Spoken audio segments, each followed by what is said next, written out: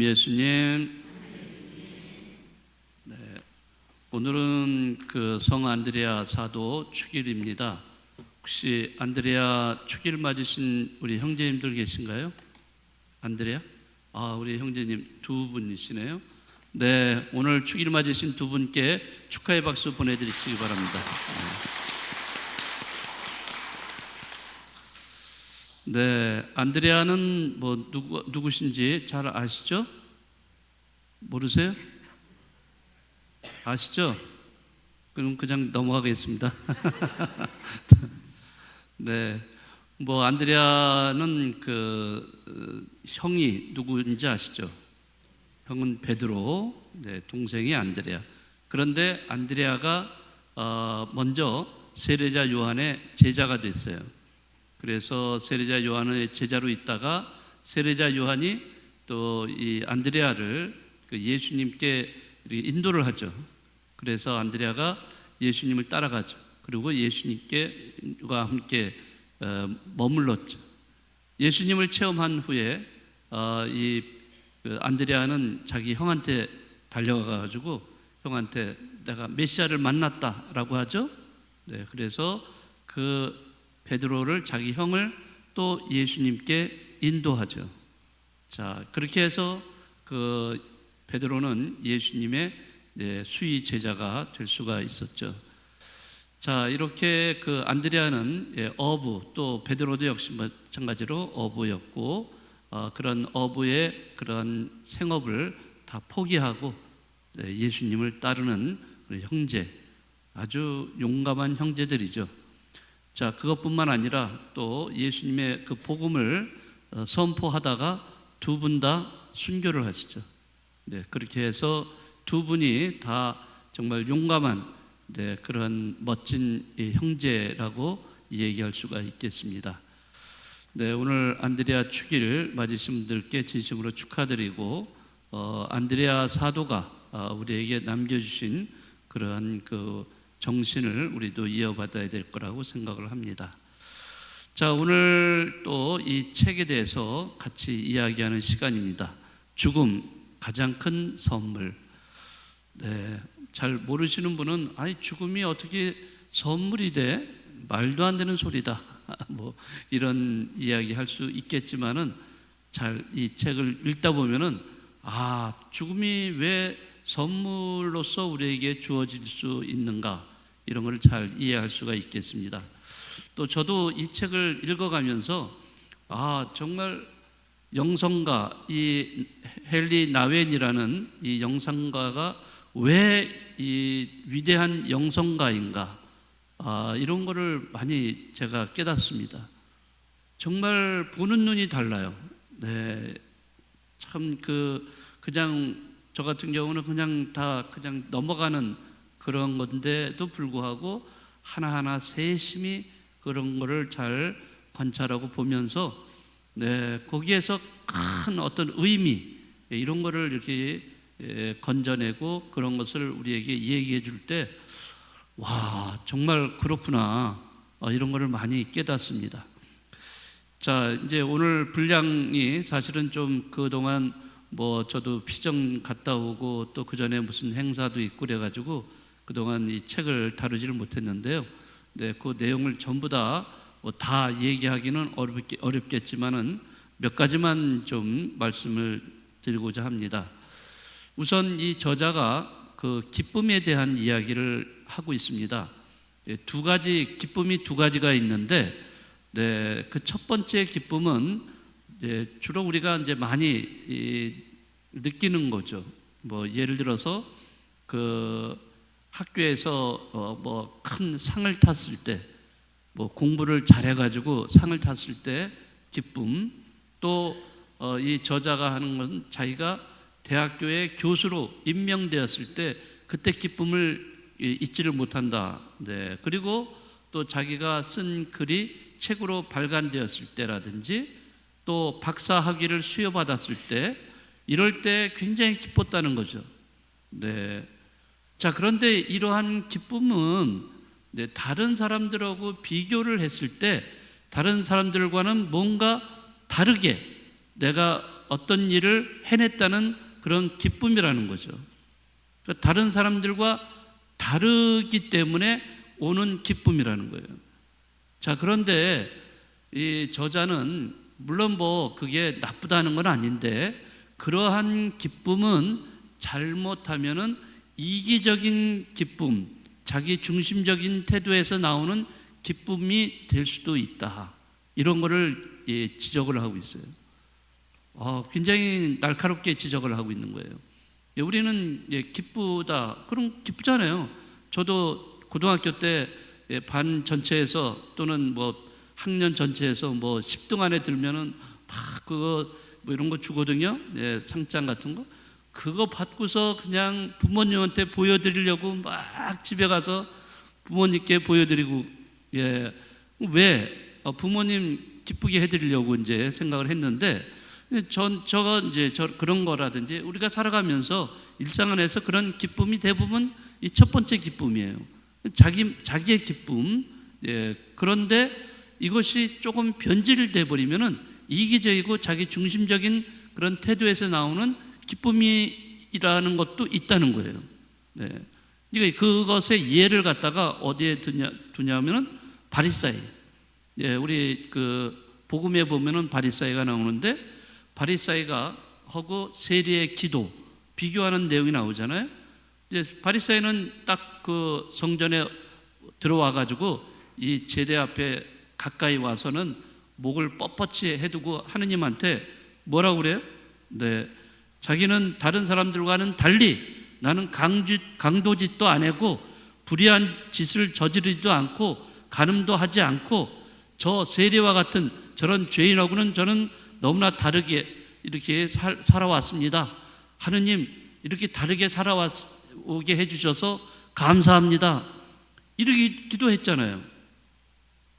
자, 그런데 세리는 저 끝에 가까이도 못 오고 저 뒤에서 엎드려 가지고 쪼아리면서 주님, 저에게 자비를 베풀어 주십시오.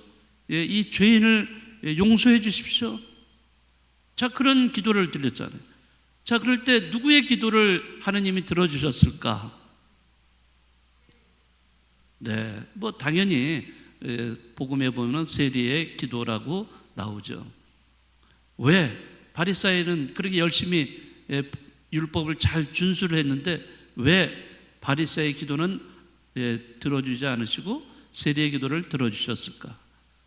바리사이는 그 교만했기 때문에 그 하느님께 감사한다고 하지만은 그 감사라는 것은 위장된 거예요. 진정한 감사가 될 수가 없는 거죠. 그러니까 바리사이는 이런 기도를 바치면서 상당히 기뻐했을 거예요. 나는 저런 뭐 죄인과 같은 저런 세리와 같은 죄인이 아니다. 나는 그렇게 사는 사람이 아니야. 나는 저 사람과 달라. 그러면서 자기만의 어떤 기쁨, 이런 거를 맛보는 사람이지 않았는가. 그래서 저자는 이렇게 바리사이와 같은 이런 사람이 느끼는 이러한 기쁨은 위장된 위선적인 기쁨이다, 이런 얘기를 하고 있어요. 근데 사실 우리도 이렇게 자기도 모르는 사이에 이런 기쁨을 만끽하면서 다른 사람과 난 달라, 이런 식의 우월감을 가지는 이런 경우도 자주 있을 수도 있습니다. 그래서 저자는 두 번째 기쁨에 대해서 이야기를 하고 있어요.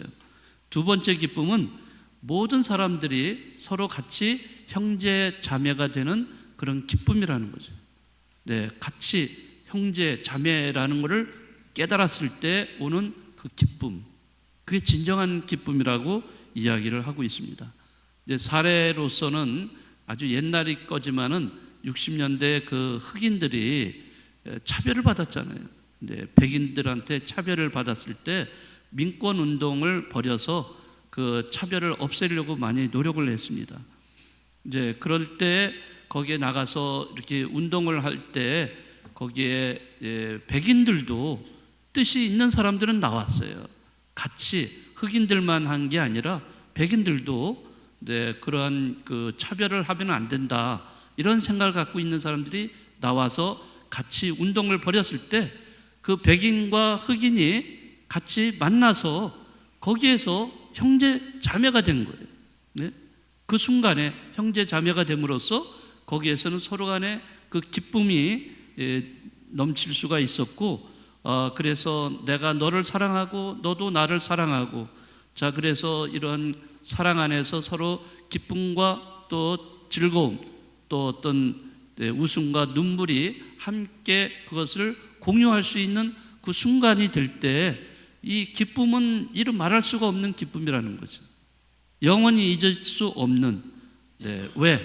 우리는 서로가 하나라고, 하느님 안에 하나라는 그러한 것을 깨달았던 그 순간이 정말 큰 기쁨으로 다가온다는 거죠.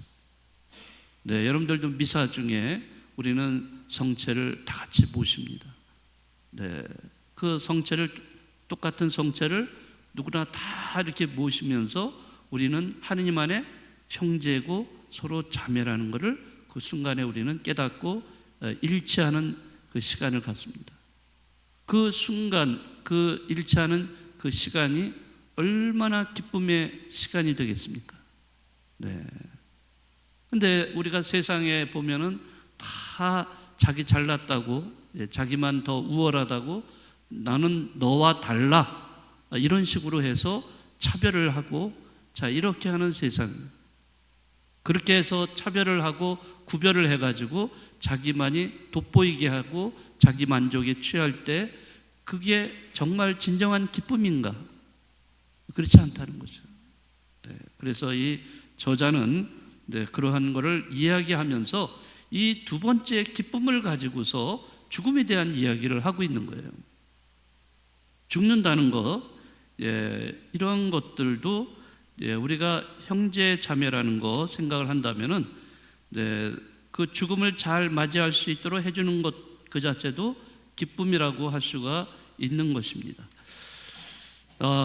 죽음에 감춰진 위대한 은총의 선물은 뭐냐 하면은 모든 사람이 다 하나가 된다는 것이죠. 각자 서로 다른 사람들도 예외 없이 힘없는 존재로 태어나서 나중에는 힘없는 존재로 죽기 때문에 그렇다는 겁니다. 이거는 누구도 예외될 수가 없어요. 다 같이 같은 우리가 이 길을 걷기 때문에 그렇습니다. 그래서 진정한 기쁨은 우리가 죽음을 통해서 이 땅의 모든 사람들과 결속을 해서 함께 새로운 삶을 향해서 떠난다는 사실을 깨우쳐 준다는 거예요. 그러니까 왜 이 죽음이라는 것이, 우리는 개인적으로 다 죽음을 맞이하겠지만은 그러나 개인적으로 죽는 것이 아니라 이 죽음을 통해서 모든 사람들과 결속이 된다는 거죠. 그렇게 해서 새로운 삶을 향하는 그런 여정이 된다는 것, 이런 거를 깨달을 때 그 기쁨, 진정한 기쁨을 느낄 수 있다고 하는 것입니다. 죽음을 향해 나아갈 때 그것을 사람들에게서 우리를 분리시키는 사건으로만 생각을 한다면 죽음은 정말 슬프고 비통한 사건에 지나지 않는다, 이렇게 얘기하고 있습니다. 그러니까 죽음은 그것을 사람들에게서 우리를 분리해내는 사건이 아니라 우리가 함께 걸어가는 여정이라고 할 수가 있는 것입니다. 모든 사람들이 형제 자매고 우리는 다 같이 출생과 죽음을 거쳐서 새로운 삶으로 향하는 여행을 하고 있다는 사실, 나 혼자만 여행을 하는 게 아니라 다 같이 이 길을 함께 걸어가는 거예요. 이런 거를 느낀다면은 죽음을 비통한 것으로만 받아들일 것이 아니라는 거죠. 그래서 예전에도 제가 말씀드렸지만은 초대교회 신자들은요, 자기 이제 어떤 교우가 세상을 떠났을 때 그 장례식이 굉장히 축제의 분위기로 이렇게 됐다고 그럽니다. 그것은 바로 같이 가는 길이에요. 근데 먼저 이제 가는 거지만은 다 같이 하느님 나라로 가는 그런 여정을 함께 하고 있다는 것, 그런 거를 알 수가 있죠. 아무튼 이 책을 제가 읽으면서 전혀 생각하지 못했던 그러한 그 의미를 이렇게 우리에게 전달을 해주기 때문에 굉장히 깜짝깜짝 놀랄 정도의 그런 내용이 아닌가 이런 생각을 합니다.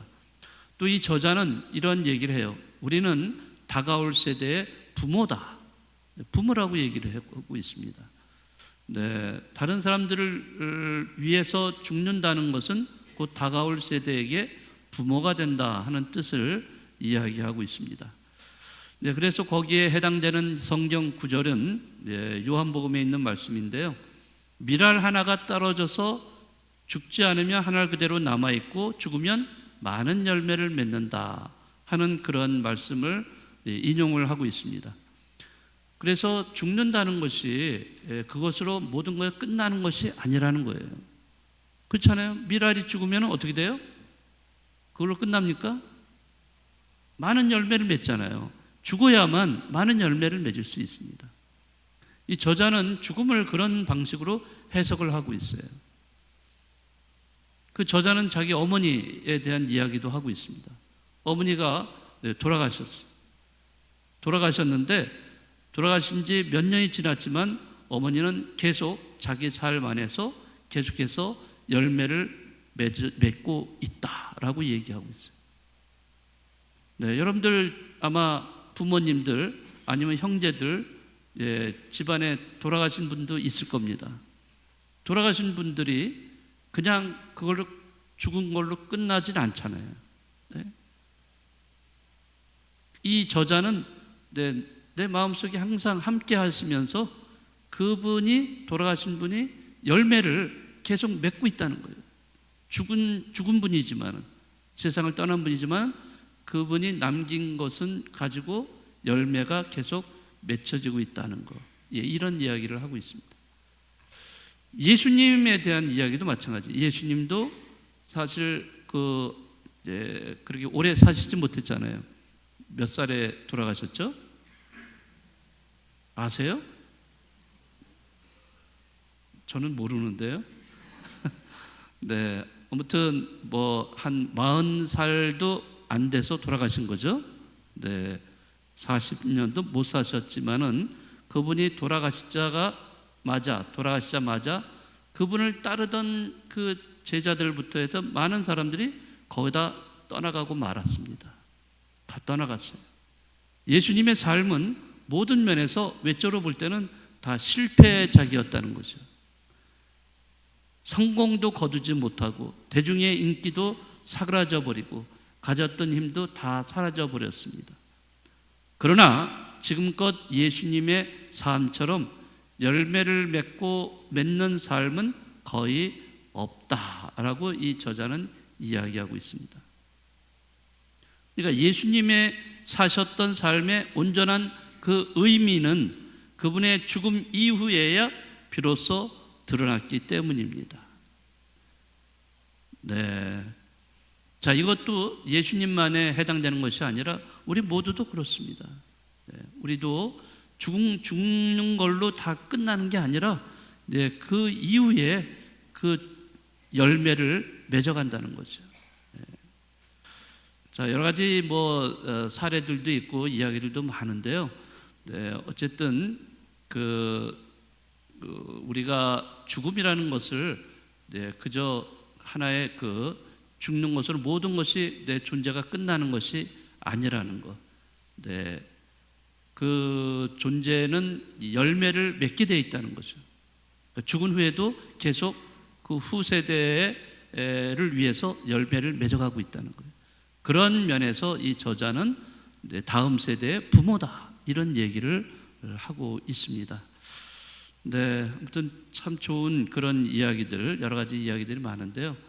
시간이 짧기 때문에 다 말씀은 못 드리지만은 여러분들이 책을 읽으시면서 조금씩 그런 거를 묵상하면서 이렇게 읽으시면은 굉장히 많은 거를 우리가 알지 못했던, 깨닫지 못했던 많은 의미를 우리가 알 수가 있지 않을까 생각합니다. 아무튼 또 다음 시간에도 이 헨리 나웬의 그 이야기, 이제부터는 돌봄에 대한 이야기를 하게 될 겁니다. 네, 그런 것도 같이 책을 좀 보시면서 함께 나누었으면 좋겠습니다. 네. 봉헌성가 216번입니다.